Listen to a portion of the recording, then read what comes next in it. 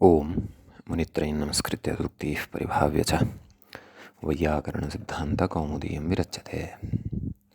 सर्वेभ्यः श्रोतृभ्यः नमः। अस्माभिः गतपाठे यद्यत् पठितं तद् एकवारं स्मरामः। वयं वैयाकरणसिद्धान्तकौमुदी इत्याख्यस्य ग्रन्थस्य अच्सन्धिप्रकरणे भवामः।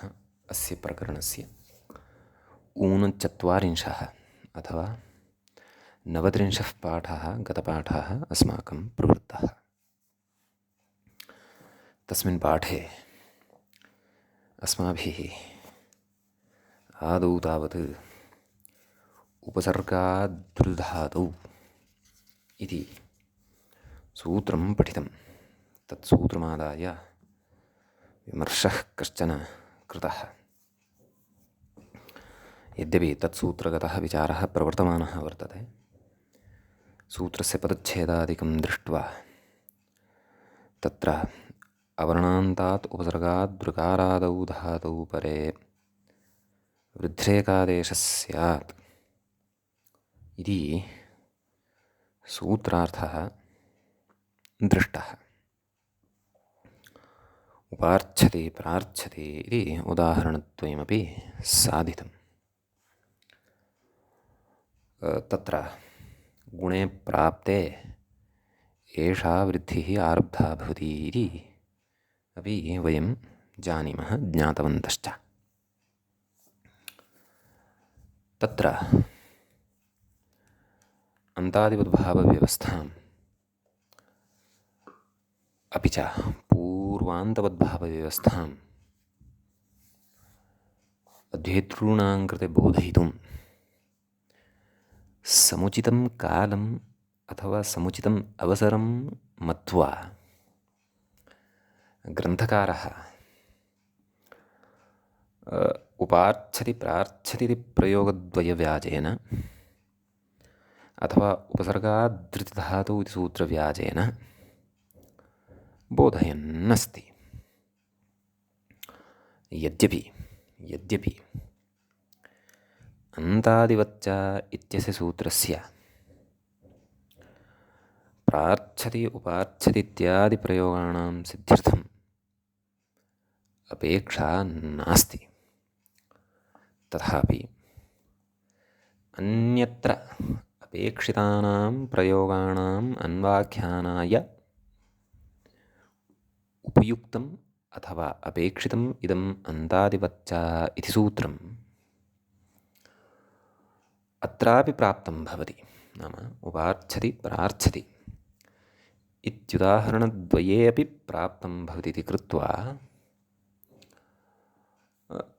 प्राप्तिव्याजेन अत्र एतत् सूत्रं व्याख्यायमानम् अस्ति। यथा अस्माभिः ग्रन्थकारस्य तादृशी शैली पूर्वमपि लक्षिता।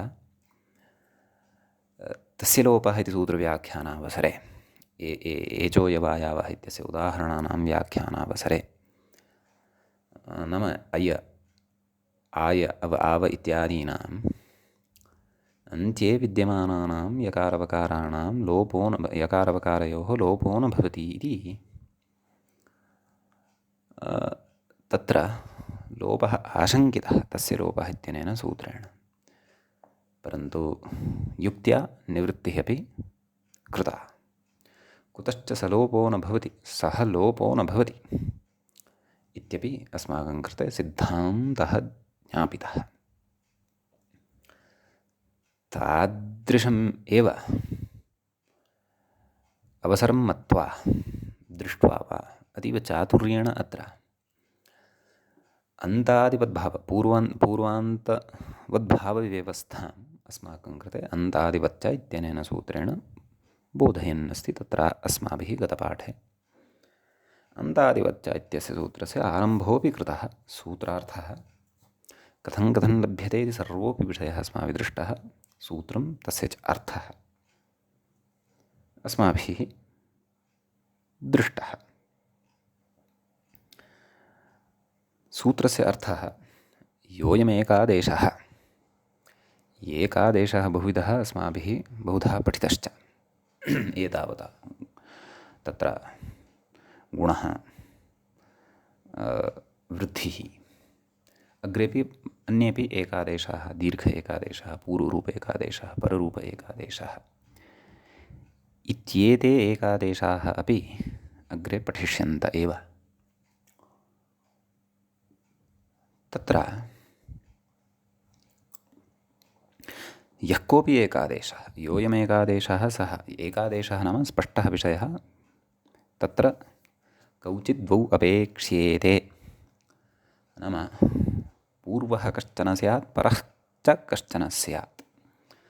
तयोः पूर्वयोः एव स्थाने एकादेशः भवति इति। तर्हि योऽयमेकादेशः नाम यः कोऽपि अयम् एकादेशः अस्ति सः पूर्वस्य अन्तवत् परस्य च आदिवत् भवति इति सूत्रार्थः अस्माभिः दृष्टः। स एव अयम् एकादेशः उपार्थ्यते प्रार्थ्यते इत्यत्रापि भवति प्राप्यमाणः। प्राप्तः भवति तस्य निवृत्तिः अग्रे करिष्यते, तत्सत्यं। तर्हि प्राप्तौ सत्यां तस्य निवर्तनं यदि कर्तव्यमेव तर्हि विधानमेव कुतः इति खलु जिज्ञासा जायते। इति चेत् क्वचित् तस्य प्राप्तिः सर्वात्मना अपेक्षिता एव।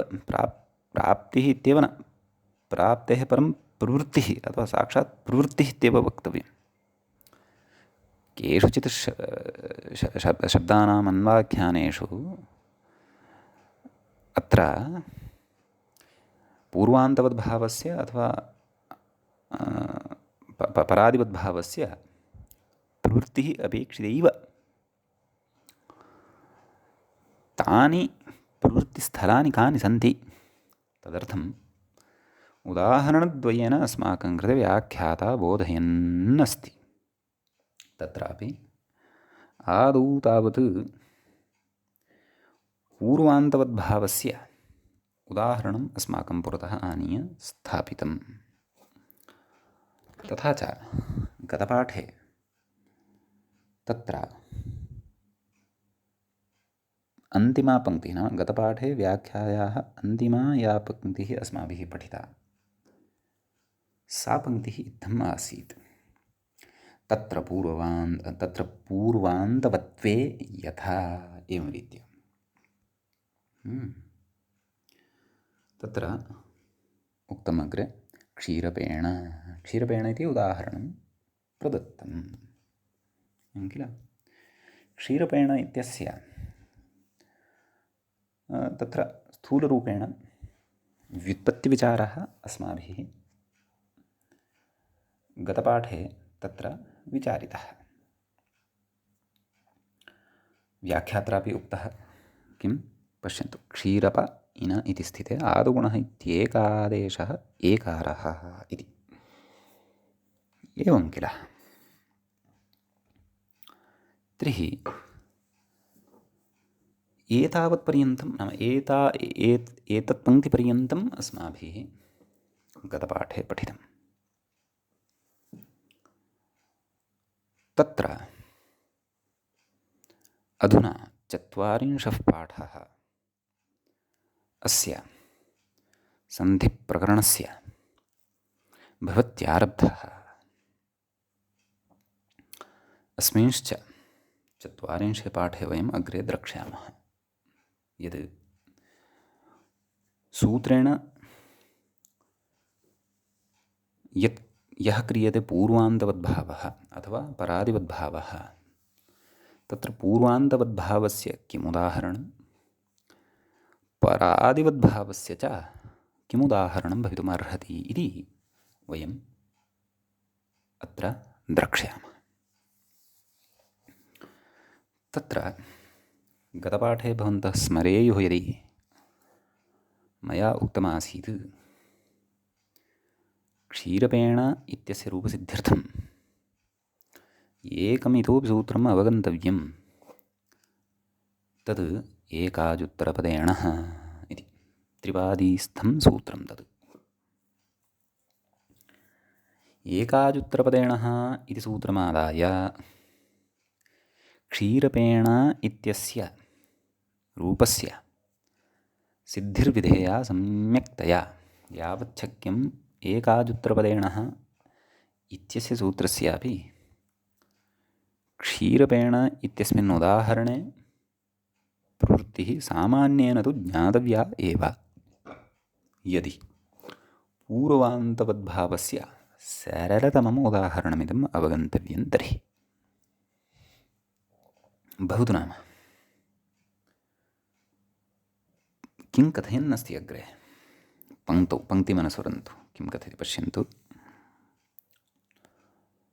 वयं क्षीरपेन इत्यवस्थायां खलु स्मः। क्षीरप इन कथयति अग्रे तत्र पूर्वान्तवत्वेन नाम योऽयमेकादेशः सः पूर्वस्य अन्तवत् स्यात् इति सूत्रार्थाश्रयणद्वारा तत्र पूर्वान्तवत्वेन पे इत्युत्तरपदस्य पे इति यद् उत्तरपदं वर्तते तस्य एकाच्त्वात् एकाजुत्तरपदेण इति णत्वं भवति इत्यर्थः। नाम क्षीरपेण इत्यत्र यदि विभक्तिस्थस्य नकारस्य णत्वं विधातव्यं तर्हि तत्र यस्मात् विभक्तिः उत्पन्ना वर्तते सा विभक्तिः तादृशात् पदात् उत्पन्ना स्यात् यस्मिन् समस्तपदे उत्तरपदम्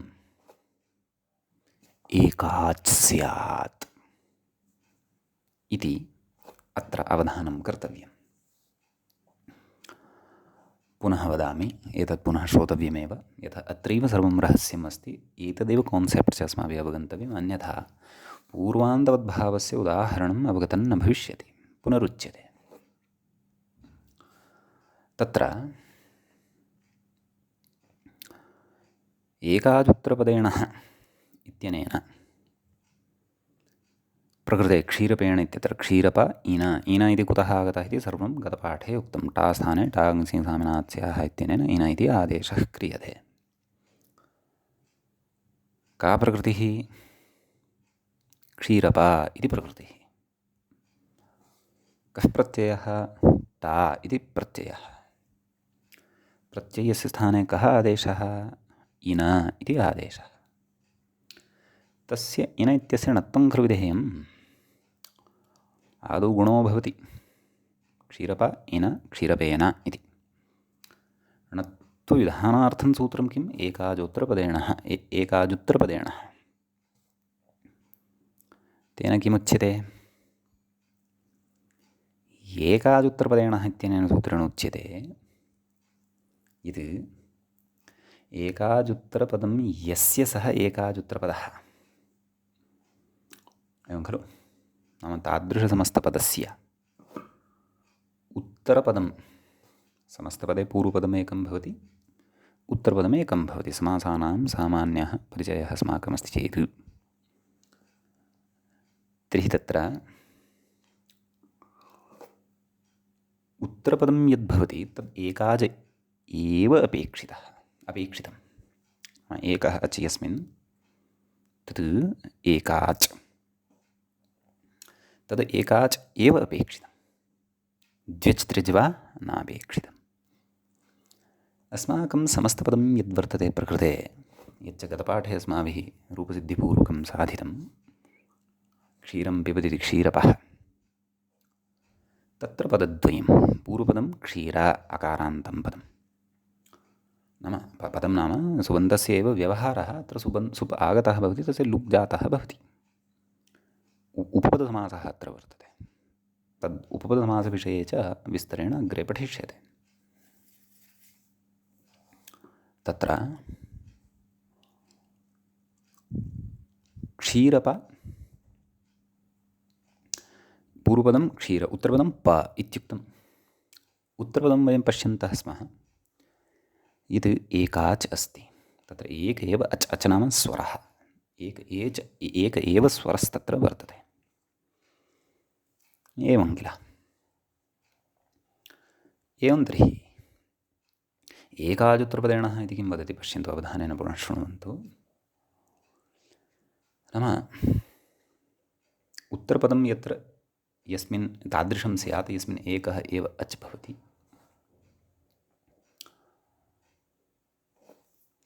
तदन्तात् समस्तपदात् या विभक्तिः विहिता भवति,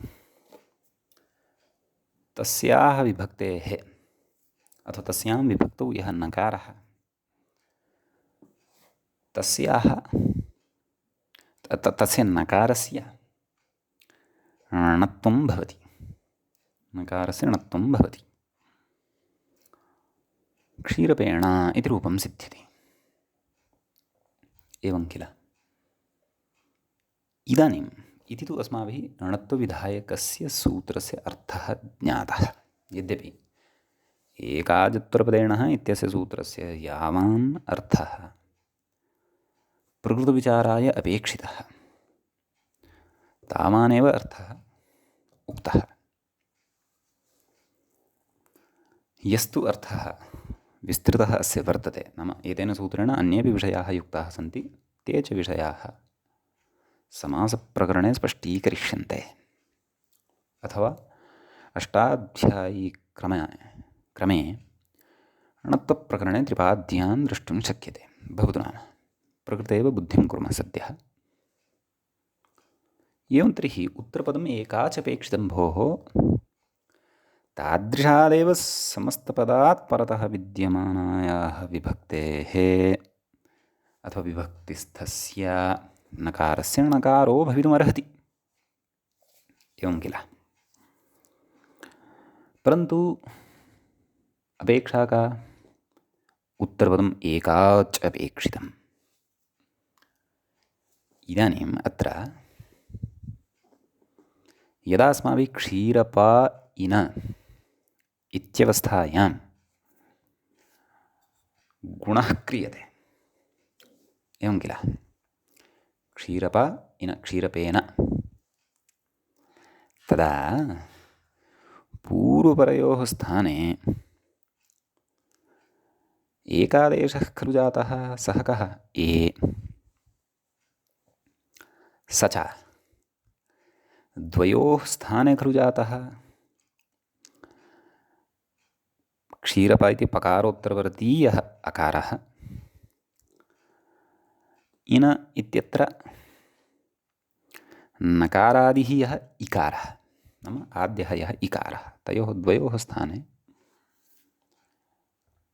ए इति एकादेशः कृतः वर्तते। ननु एकादेशः यः कृतः तस्मिन् प इति यत् उत्तरपदं वर्तते पूर्वं विद्यमानः, तस्य अंशः अपि वर्तते। परतः विद्यमानः यः ईवर्णः, तस्यापि अंशः वर्तते, वा न वा? तर्हि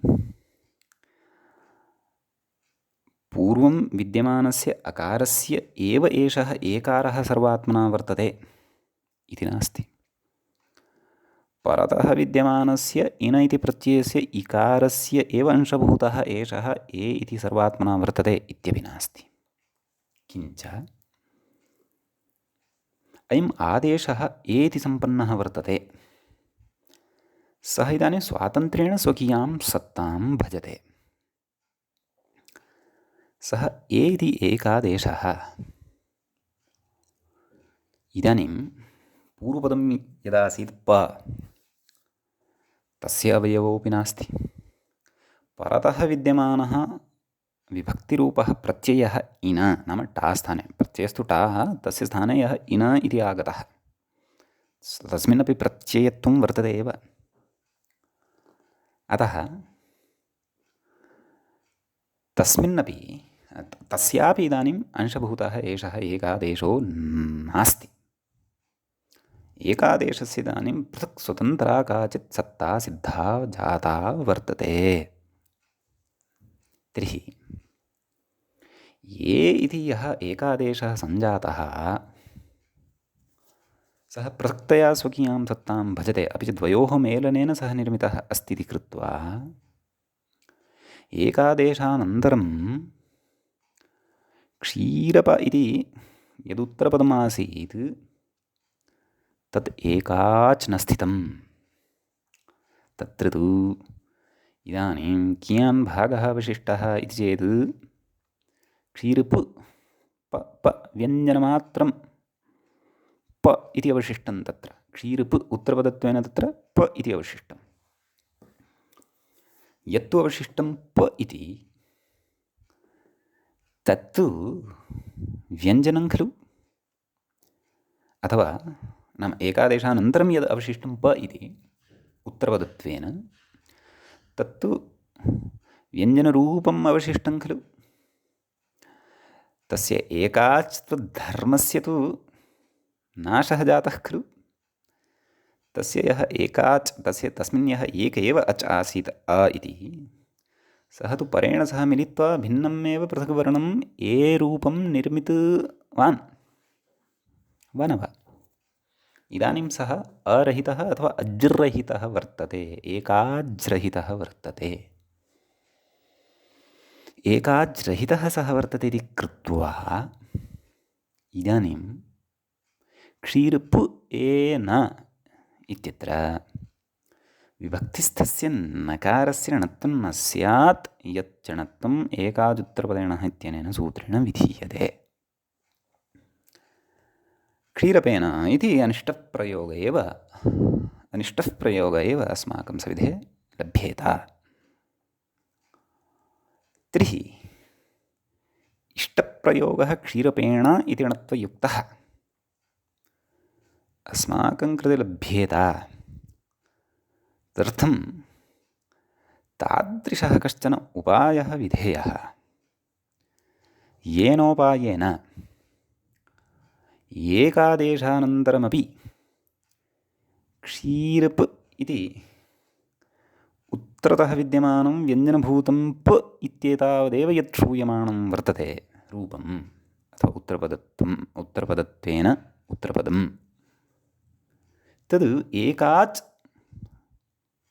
सम्पन्नं स्यात्। स एव उपायः अस्माभिः अन्तादिवच्च इत्यनेन सूत्रेण पूर्वान्तवद्भावेन अस्ति पठ्यमानः। एवं तर्हि मित्राणि, इदानीम् आगच्छन्तु भवन्तः एतावत् श्रुत्वा व्याख्यायाः पङ्क्तिं प्रति। तत्र व्याख्याता किं कथयन्नस्ति चेत् पश्यन्तु, तत्र अवधानं कुर्वन्तु। इदानीं सा पङ्क्तिः अवगता भविष्यति। तत्र पूर्वान्तवत्वेन पे इत्युत्तरपदस्य एकाच्त्वात् एकाजुत्तरपदेन इति णत्वं भवति इत्यर्थः। एवं किल? तर्हि एकादेशः कः कृतः? ए इति एकादेशः कृतः। सः पूर्वस्य अन्तवद्दिदानीं भविष्यति। पूर्वः कः तत्र? प इति, एवं खलु? वस्तुतः प मध्येपि अ इति आसीत् खलु। यद्यपि तस्य स्थाने ए इति आदेशः जातः, परन्तु अतिदेशबलात् इदानीं यः पूर्वः यः आसीत् अ इति, तस्य अन्तवत् एषः ए इति भवति। अतः अयम् एकादेशः इदानीम् उत्तरपदत्वेन यः अस्माभिः प इति आदौ स्वीकृतः आसीत्, पुनश्च तस्य एकादेशानन्तरं प इत्येव अवशिष्टम् आसीत् व्यञ्जनं, तदिदानीं पूर्वस्य अन्तवद्भावेन पे एवं रीत्या अस्माकं सविधे लप्स्यते। एवं किल? अर्थात् अयमेकादेशः इदानीं पूर्वस्य अन्तवद्, नाम पूर्वः यः वर्तते तस्य अन्तवद् भविष्यति इति कृत्वा इदानीम् उत्तरपदत्वेन अस्माकं सविधे प इति नास्ति, परन्तु पे इत्यस्ति। उत्तरपदत्वेन पे इति लब्धं यदि तर्हि तत्तु इदानीम् एकाच्त्वं भजते एव खलु। ए इति एकः अच् कश्चन, अतः एकाच्त्वं लब्धम् इति कृत्वा इदानीम् अस्मात् एकाजुत्तरपदात् परतः विद्यमानायाः विभक्तेः अथवा विभक्तिस्थस्य नकारस्य णत्वं कर्तुम् एकाजुत्तरपदेण इत्यस्य सूत्रस्य या कापि बाधा नास्ति। क्षीरपेण इति रूपम् अस्माकं सुरक्षितं लभ्यते। समीचीनम्। एवञ्च एतावत्पर्यन्तम् अस्माभिः प्रकृते अन्तादिवच्च इत्यनेन सूत्रेण योऽयमेकादेशः सः पूर्वस्य अन्तवत् इति यदुक्तम्, अर्थात् पूर्वान्तवद्भावस्य एतावत्पर्यन्तम् अस्माभिः इदम् उदाहरणम् अत्र दृष्टम्। एवं किल। परस्य आदिवत् इत्यस्य उदाहरणं तु द्रष्टव्यमस्ति, तदुदाहरणम् अग्रे वक्ष्यते। यतः सूत्रे तावत् एकमेव कार्यम् उक्तम् अस्ति इति नास्ति। सूत्रे पूर्वान्तवद्भावः इति एकं कार्यं, परादिवद्भावः इति अपरं कार्यम् उक्तम् अस्ति, कार्यद्वयम् उक्तम् अस्ति। तर्हि भवतां शङ्का स्यात्, अत्र पूर्वान्तवद्भावः एव कुतः, क्व क्षीरपेण इत्यत्र, परादिवद्भावः कुतो न इति चेत् क्व पूर्वान्तवद्भावः कर्तव्यः क्व च परादिवद्भावः कर्तव्यः इति एतदर्थं वयं लक्ष्यं पश्यामः। लक्ष्यानुसारी एषः पूर्वान्तवद्भावः परादिवद्भावश्च। यत्र लक्ष्यस्य सिद्ध्यर्थं पूर्ववद्भावस्य अपेक्षा, पूर्वान्तवद्भावस्य अपेक्षा तत्र पूर्वान्तवद्भावः क्रियते, यथा क्षीरपेण। यत्र लक्ष्यस्य सिद्ध्यर्थं परादिवद्भावः अपेक्षते तत्र परादिवद्भावः एव क्रियते। खट्वा इत्यादिषु अग्रे चर्चयिष्यते, व्याख्यात्र स्वयमेव तद्विषये चर्चा करिष्यते, तद् वयम् अग्रे द्रक्ष्यामः। एवं तर्हि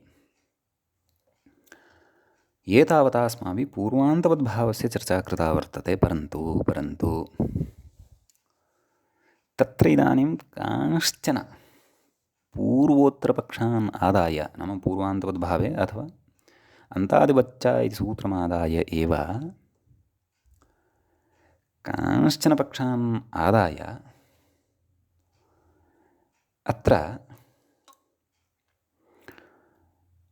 किञ्चन मूले अनुक्तमपि प्रतिपादयन् अस्ति व्याख्याता, परन्तु तस्य अवगमनं कर्तुं वयं समर्थाः स्मः इति अहं चिन्तयामि। कुतः इति चेत् अस्माभिः इदानीं पूर्वान्तवद्भावानन्तरं परादिवद्भावस्य उदाहरणाच्च पूर्वं यः सैद्धान्तिकः विचारः अथवा अन्यः शास्त्रीयः विचारः कश्चन चिन्त्यमानः वर्तते ग्रन्थकारेण, तद्विचारस्य अवगमनाय अपेक्षिता वर्तते या स्थानिवद्भावव्यवस्था, तस्याः व्यवस्थायाः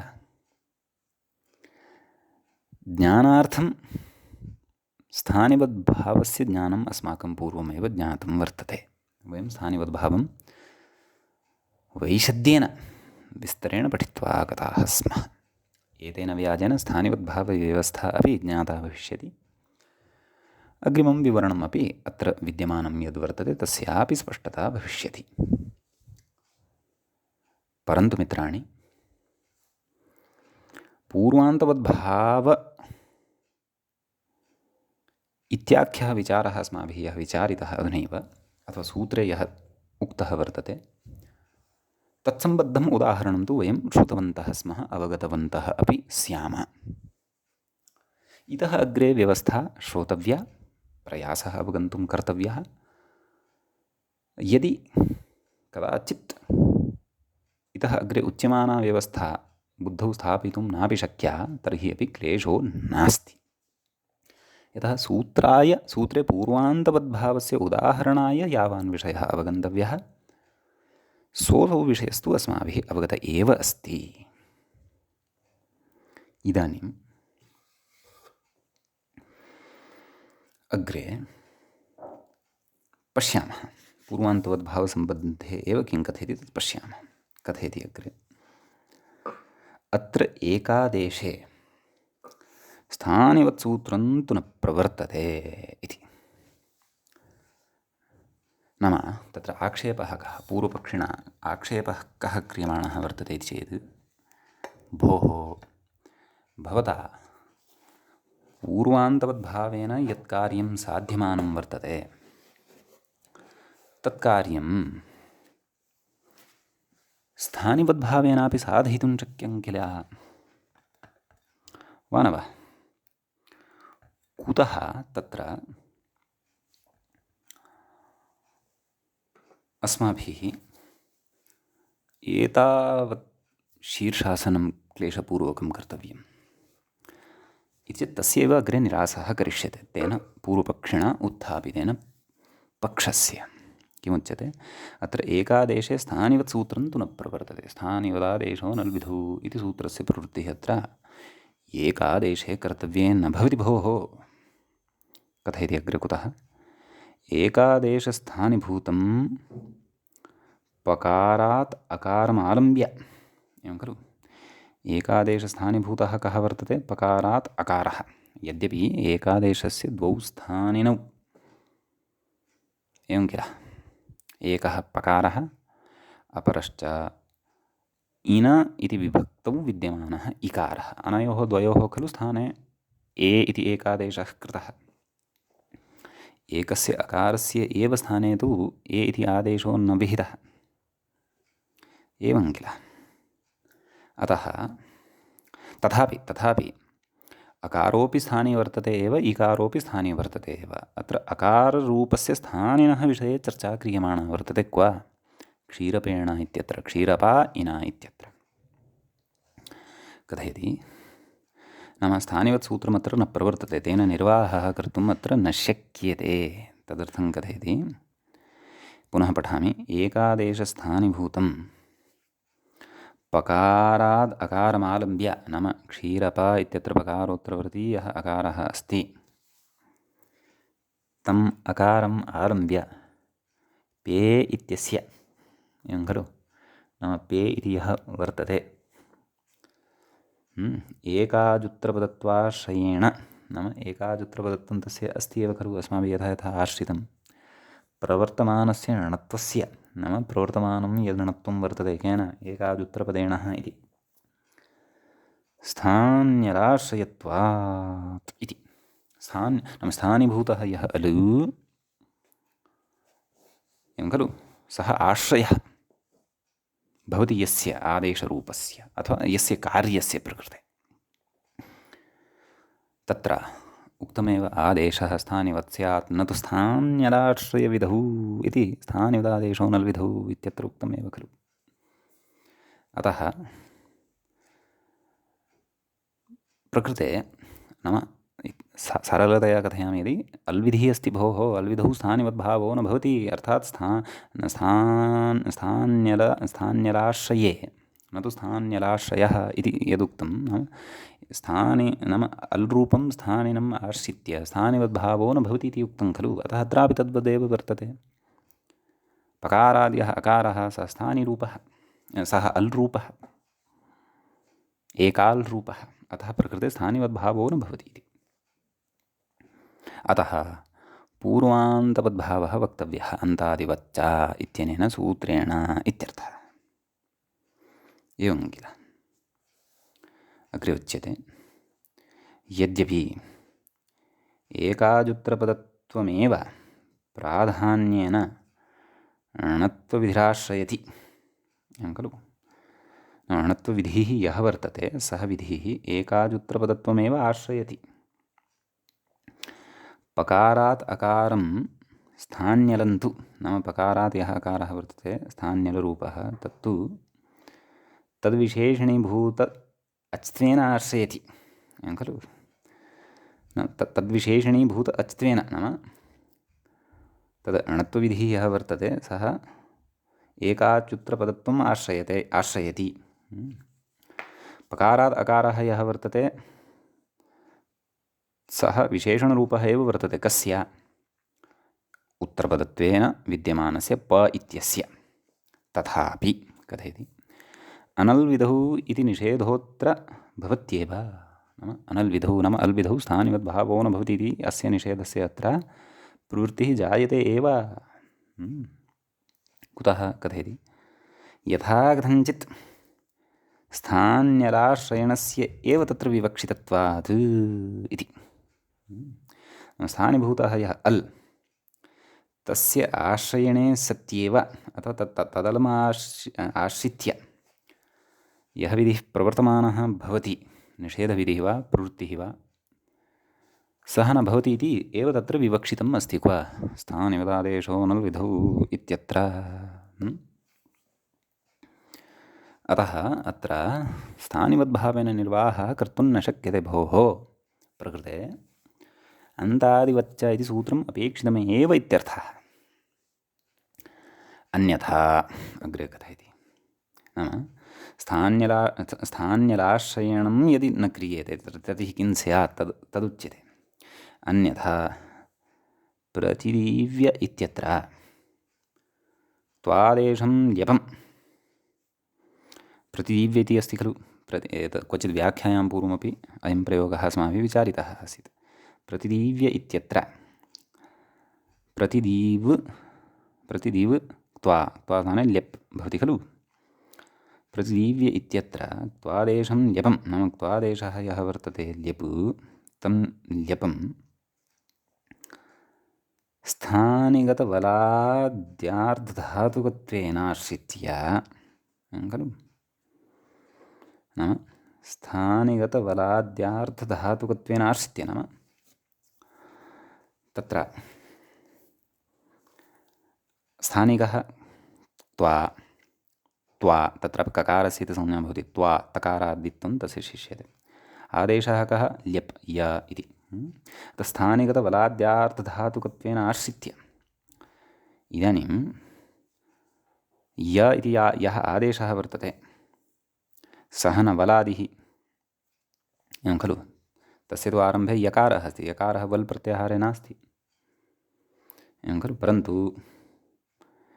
त्वा यः प्रत्ययः वर्तते स्थानिरूपः तस्मिंश्च यः वर्तते ता सः तु वल् रूपः अस्ति एव खलु अतः सः यदि स्थानिवद्भावेन अत्र आश्रितः स्यात् अपि च य इति आर्धधातुकस्य वलादित्वं निर्मितं स्यात्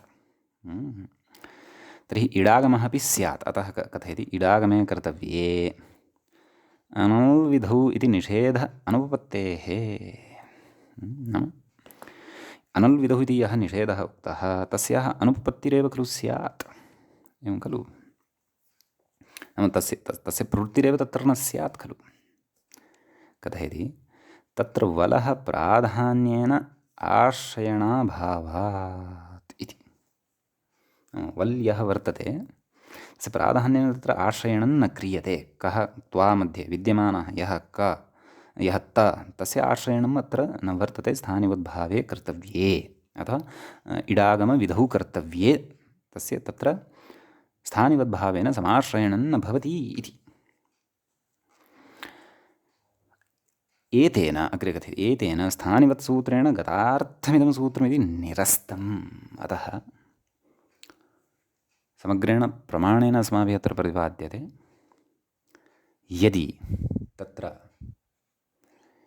केनचन पूर्वपक्षिणा उच्यते भोः स्थानिवद्भावेनैव निर्वाहः अत्र भवितुमर्हति चेत् न तेन सर्वत्रापि अनिष्टतापत्तिः जायेत अतएव अतीव विचिन्त्य सूत्रकारेण तत्र पूर्वान्तवद्भावार्थम् अन्तादिवच्च इति वचनम् उक्तम् अतः स्थानिवद्भावेन एव अत्र सिद्धिर्भवति इति तु अस्माभिः न शङ्कनीयं नापादनीयम् इत्युच्यते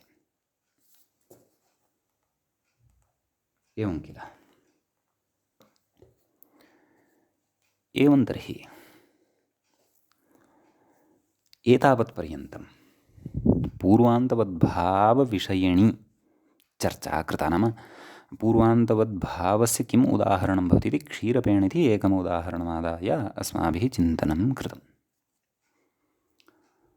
इदमुदाहरणम् अत्रैव सुष्ठुबुद्धौ स्थापनीयम्।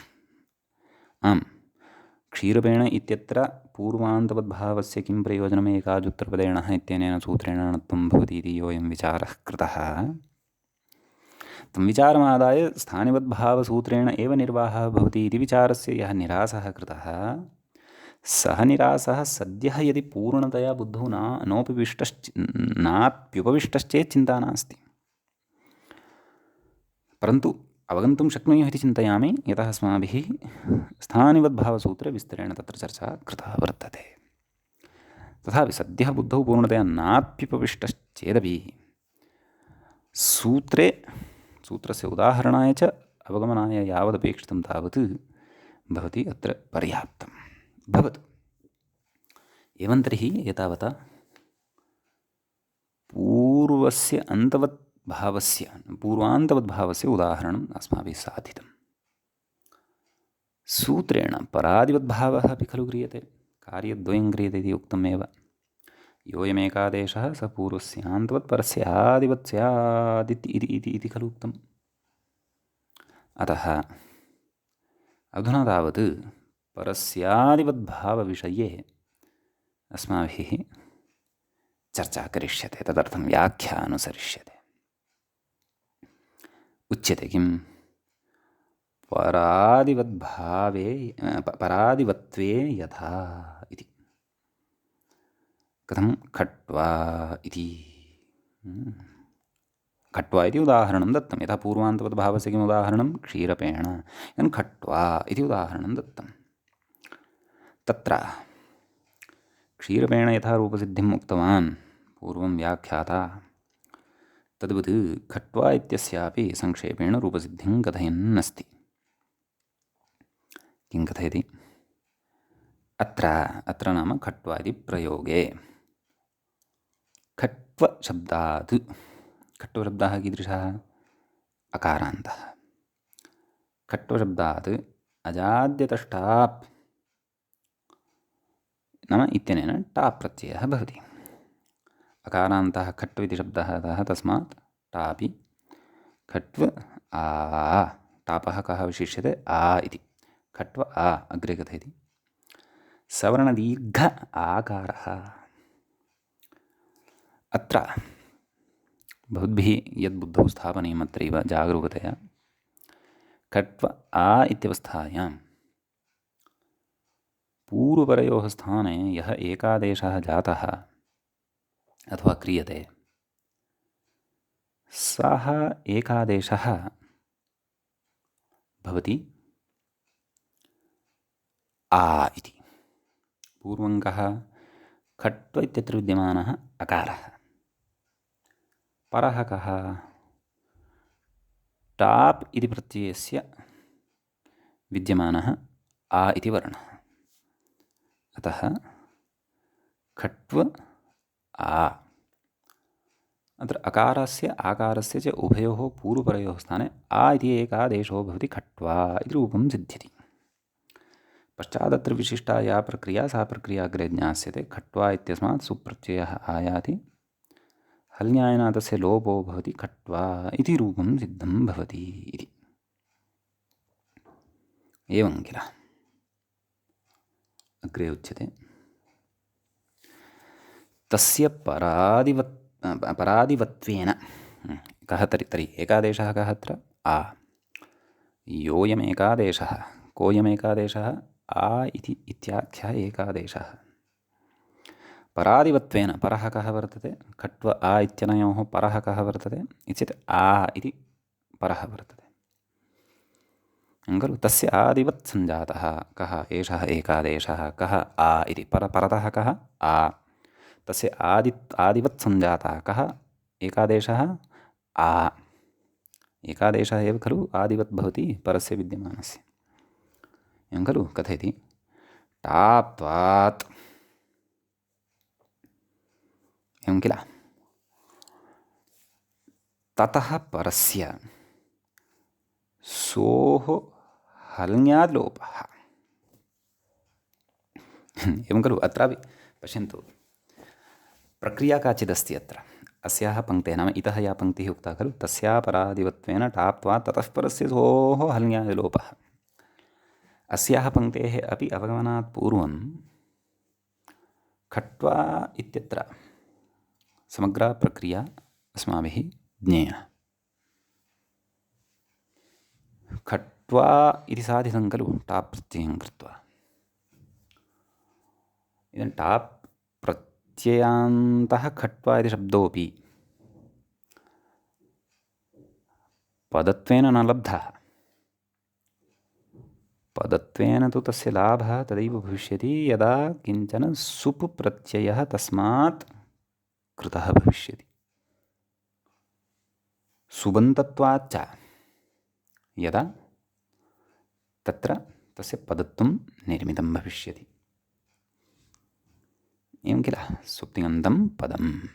अतः वयं किं कुर्मः, खट्व टाप् अनयोः सवर्णदीर्घ एकादेशं कृत्वा खट्वा इति आकारान्तं प्रातिपदिकं निर्मीय ततः परं तस्मात् सुप्रत्ययं कुर्मः। खट्वा सु। खट्वा सु इत्यवस्थायाम् एकं सूत्रम् अग्रे पठिष्यते। हल्ङ्याभ्यो दीर्घात् सुदिस्य पृक्तं हल् षष्ठाध्यायस्थं प्रायः सूत्रम्। अग्रे कौमुद्याञ्च शब्दाधिकारप्रकरणे पठिष्यते।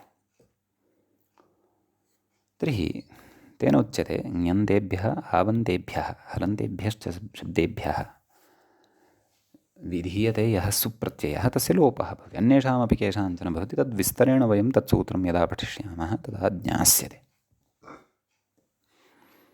एवञ्च खट्वा सु इत्यत्र हल्ङ्यादिना सोर्लोपः क्रियते, परन्तु मित्राणि अवधानं कुर्वन्तु।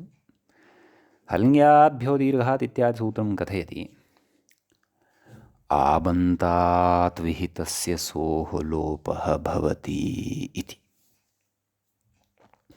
एवं खलु, नाम टाप् प्रत्ययान्तात् विहितस्यैव सोर्लोपः भवति इति, वा न वा? तर्हि अस्माभिः एकादेशः कृतः कस्याम् अवस्थायां कृतः? खट्व आ। कयोः स्थाने कृतः? खट्व इत्यत्र विद्यमानः अ, टापः च विद्यमानः आ, तयोः स्थाने कृतः। इदानीं एषः यः एकादेशः सः न तु पूर्ववर्णत्वं भजते न च परवर्णत्वं भजते। सरलतया कथयामि चेत् न च अयं पूर्ववर्णः वर्तते अ, न चायं परतः आसीद्यः टाप् सः अस्ति, टापः आवशिष्यते, सोऽपि नास्ति अयम्। अयं तु अ आ अनयोः द्वयोः स्थाने जातः कश्चन आरूपः एकादेशः, यः इदानीं न तु अ अस्ति न च आ अस्ति, स्वातन्त्र्येण स्वकीयां पृथगेव सत्तां काञ्चन भजते अयम् एकादेशः। तथा चेत्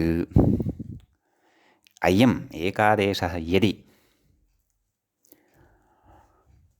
टाब्रूपः न स्यात्, टापः आप् आपः च आवशिष्यते, अर्थात् स्त्रीप्रत्ययविशेषः यः वर्तते टापु,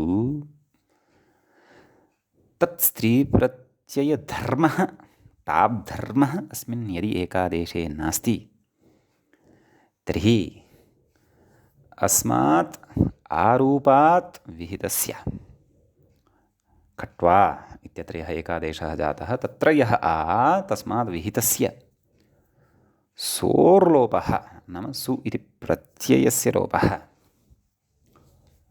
तत्र हल्ङ्याभ्यो दीर्घात् इत्यादिना सूत्रेण न स्यात्। एवं किल। तेन यदि सोर्लोपः कर्तव्यः तर्हि सः सु तावन्तादेव परः स्यात्। तर्हि तादृशः कश्चन उपायः कर्तव्यः येन विहितः अयम् एकादेशः सः टाप् धर्मं प्राप्नुयात्। तदर्थमेव योऽयमेकादेशः सः परस्य आदिवत् स्यादित्युच्यते। पूर्वं कः अ खट्व इत्यस्य अ, परः कः आ, टापः आ। यद्यपि एकादेशं प्राप्तं तेन, परन्तु परतः सः आसीत्।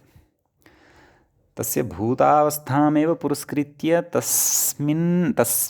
तस्याः अवस्थायाः एव आदित्वम् अथवा आदिवत्वम् अस्य एकादेशस्य अतिदिश्यते, आरोप्यते, अध्यारोप्यते, परिकल्प्यते वा। तेन किं भवति? तेन परस्य आदिवत् यदि सञ्जातः एषः, तर्हि परस्य अवयवत्वेन एषः यदा सञ्जातः, तर्हि परस्मिन् यः धर्मः सः धर्मः अस्मिन्नपि सङ्क्रान्तः भवति।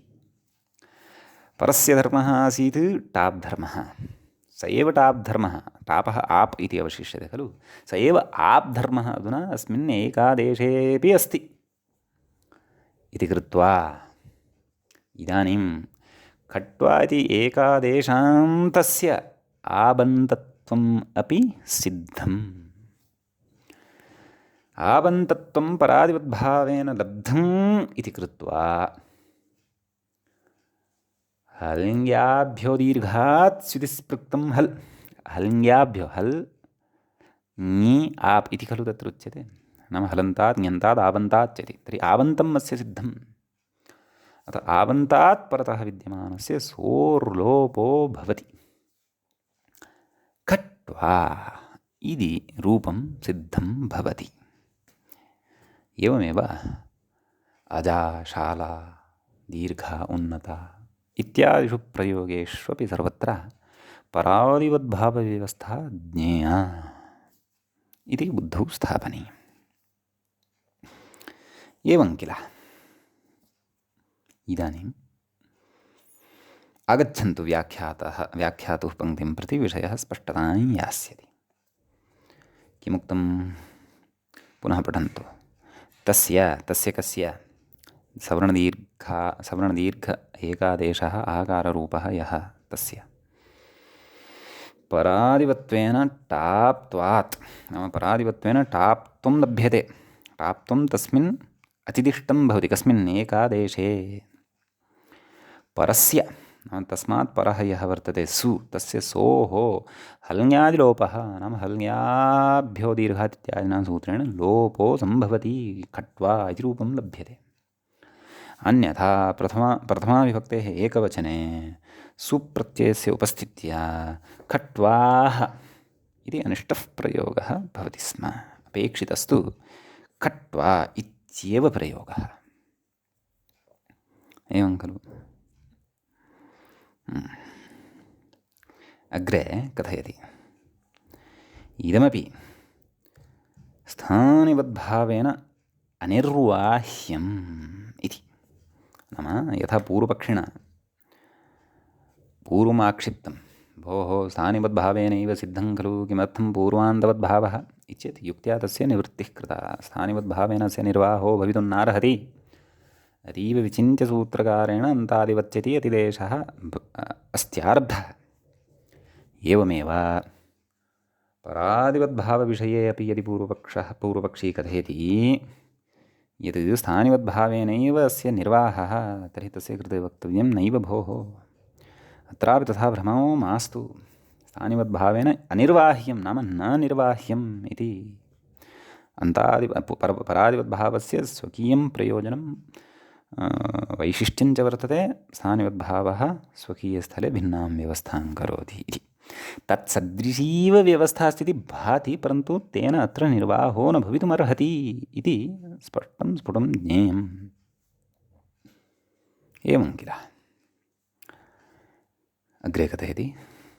हल्ङ्यादिलोपस्य अत्र, नाम हल्ङ्यादिलोपः यः वर्तते स्थान्यराश्रितायाः मूलकृतैव वक्ष्यमाणत्वात् इति खलु। नाम हल्ङ्यादिलोपः हल्ङ्याभ्यो दीर्घात् सुस्मृतं हल् इति यद् वर्तते तस्य स्थान्यराश्रयत्वं वर्तते इति मूलकृता। नाम ग्रन्थकारः यः वर्तते भट्टोजिदीक्षितमहोदयः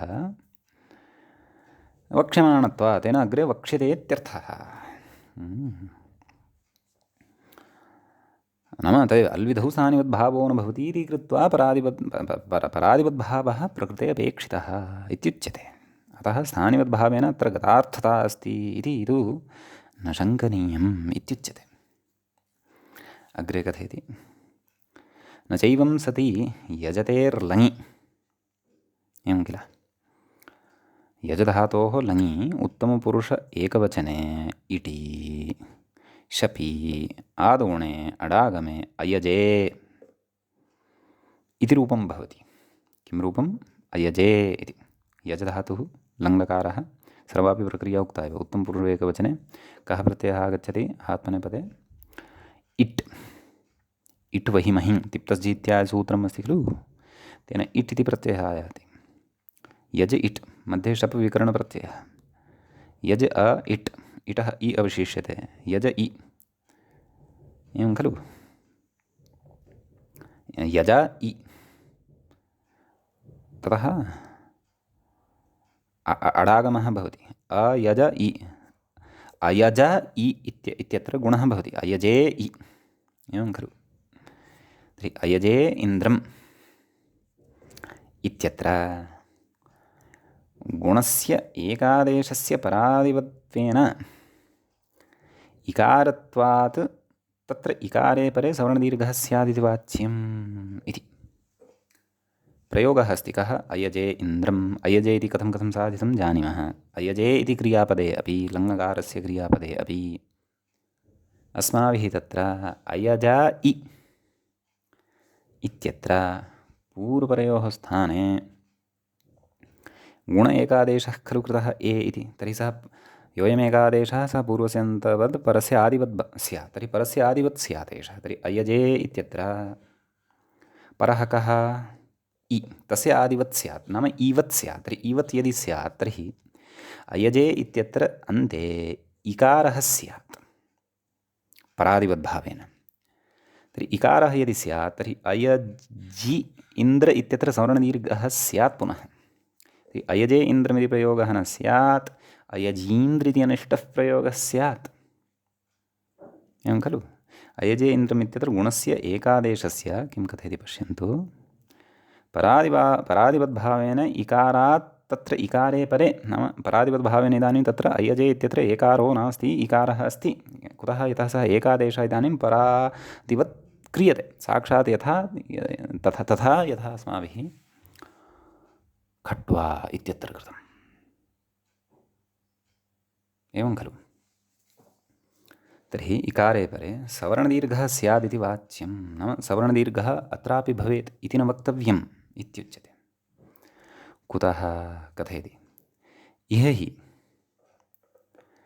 अल्समुदायधर्माः एव प्रातिपदिकत्वसुबन्तत्वप्रत्ययत्वादयः अतिदिश्यन्ते एवं खलु। नाम अल्समुदायधर्मः ये तादृशाः धर्माः एव अत्र अतिदिश्यन्ते येषां प्रातिपदिकत्वं भवति, सुबन्तत्वं भवति अथवा प्रत्ययत्वं भवति। न तु वर्णमात्रधर्माः। वर्णमात्रधर्माः अत्र नैव अतिदिश्यन्ते एवं खलु। इह हि अल्समुदायधर्माः एव प्रातिपदिकत्वसुबन्तत्वप्रत्ययत्वादयः अतिदिश्यन्ते। क्व? इह नाम इह क्व? अन्तादिवच्च इत्यत्र। न तु वर्णमात्रधर्माः इति। वर्णमात्रस्य धर्माः अत्र नातिदिश्यन्ते इति न खलु। एवं खलु। यतः खट्वा इत्यत्र प्रत्ययधर्मातिदेशः कृतः अस्माभिः। टाप् कश्चन प्रत्ययः तत्र। क्षीरपेण इत्यत्रापि तत्र उत्तरपदत्वं भजते, सुबन्तत्वं भजते। किं? क्षीरप इति प इति उत्तरपदे पदस्यापि सुबन्तत्वं वर्तते।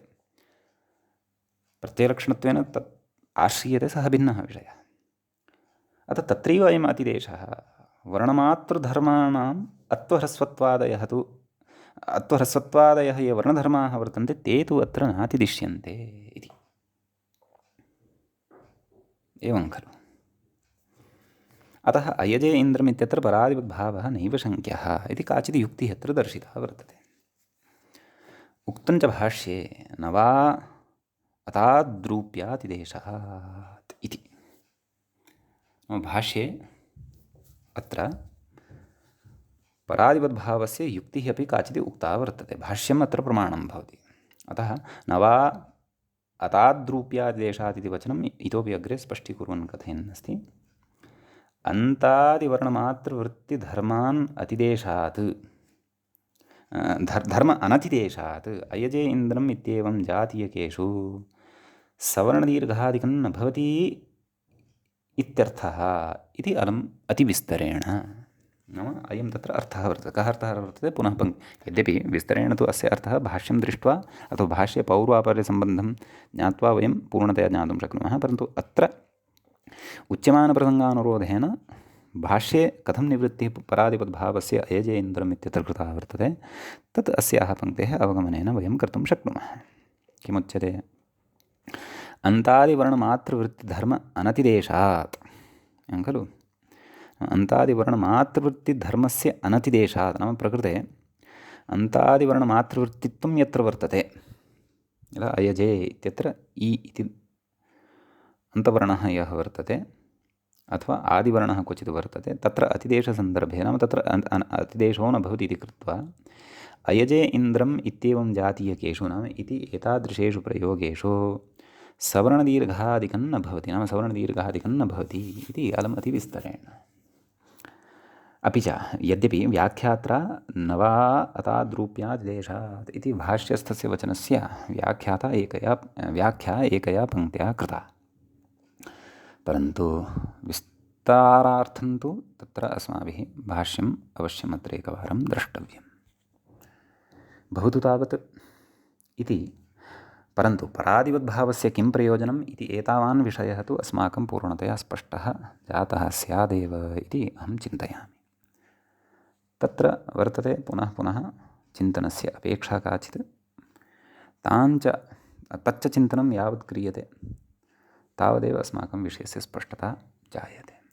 भवतु इदानीम् अस्माभिः अग्रे उपार्चति प्रार्चति इत्यत्र पूर्वान्तवद्भावस्य प्राप्तिं प्रदर्श्य तस्य निवृत्तिः कर्तव्या वर्तते। प्राप्तिं प्रदर्श्यापि का अनिष्टता तत्र स्यात् ताम् अनिष्टतामपि ज्ञात्वा वयं ताम् अनिष्टतां ज्ञात्वा ततः परं वयं तत्र पूर्वान्तवद्भावस्य निवृत्तिं करिष्यामः।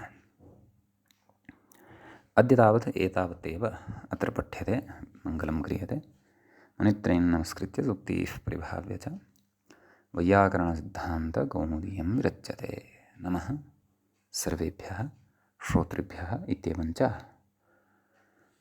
अत्सन्धिप्रकरणस्य अस्माकं 40 पाठः एषः समाप्तिं गतः।